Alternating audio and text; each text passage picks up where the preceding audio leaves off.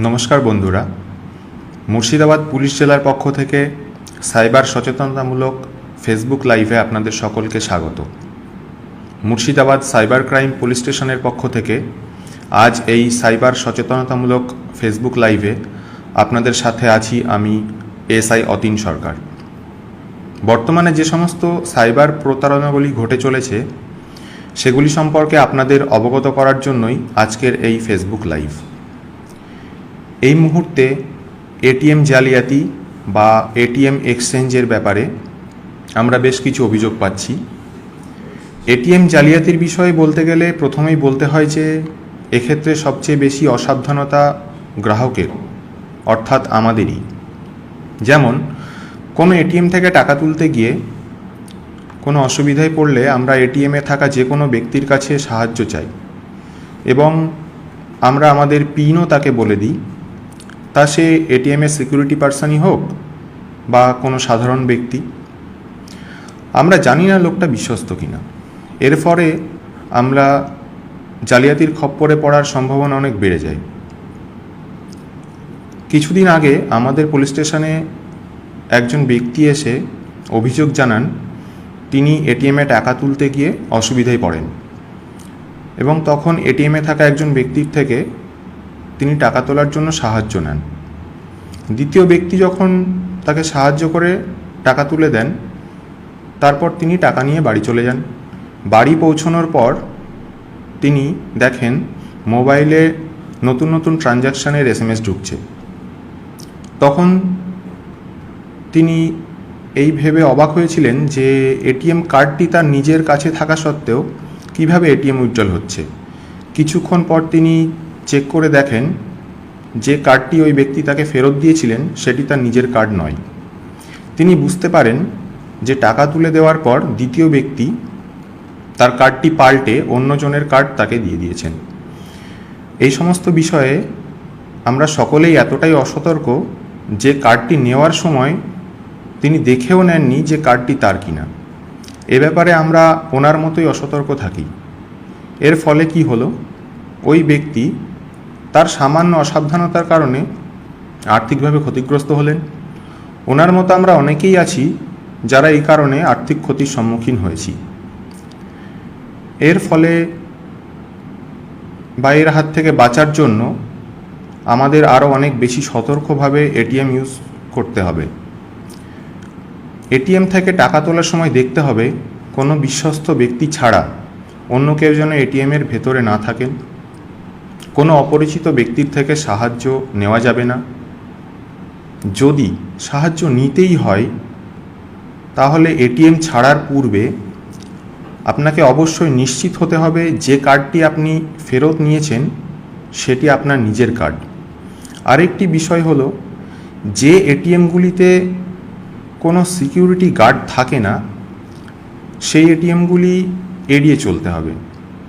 শুধুমাত্র ব্যাংকের সাথে সংযুক্ত যে এটিএমগুলি আছে সেগুলি ব্যবহার করার চেষ্টা করতে হবে। আনম্যানড এটিএম ব্যবহার না করাই ভালো। এছাড়াও বর্তমানে মুর্শিদাবাদ সাইবার ক্রাইম পুলিশ স্টেশনে আরেকটি নতুন সাইবার জালিয়াতির অভিযোগ প্রচুর পরিমাণে বেড়েছে, যেটি হলো গ্যাসের ভর্তুকির টাকা ঢোকার নামে বা ডিউ ইলেকট্রিসিটি বিল পেমেন্টের নামে ফ্রড কল বা এসএমএস।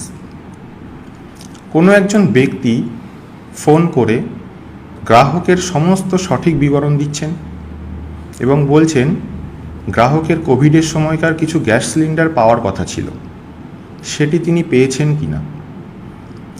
অথবা বলছেন গ্রাহকের গ্যাসের কেওয়াইসি ওভার হয়ে গেছে, নতুন করে কেওয়াইসি করতে হবে, না হলে তিনি গ্যাস সিলিন্ডার পাবেন না।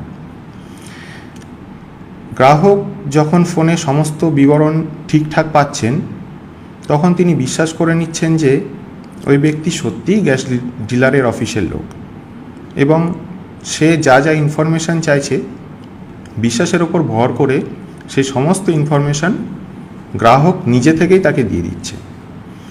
কিছুক্ষণ পর আবার ফোন করা হচ্ছে, তখন বলা হচ্ছে আপনার ফোনে একটি এসএমএস ঢুকেছে, এসএমএসটি পড়ুন, মেসেজের মধ্যে ওটিপি লেখা থাকা সত্ত্বেও আমরা অসাবধানতাবশত মেসেজটা পড়ছি, তাতে জালিয়াত ওটিপি পেয়ে যাচ্ছেন এবং গ্রাহকের অ্যাকাউন্ট থেকে টাকা তুলে নিচ্ছেন।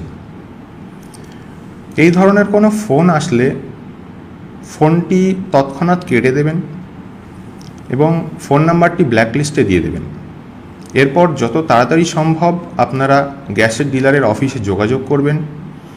যখন আপনারা গ্যাসের ডিলারের অফিসে যাবেন তখন অবশ্যই এটি ঠিক করে নেবেন এবং জিজ্ঞেস করে নেবেন তারা এই ধরনের কোনো ফোন করেছিল কি না।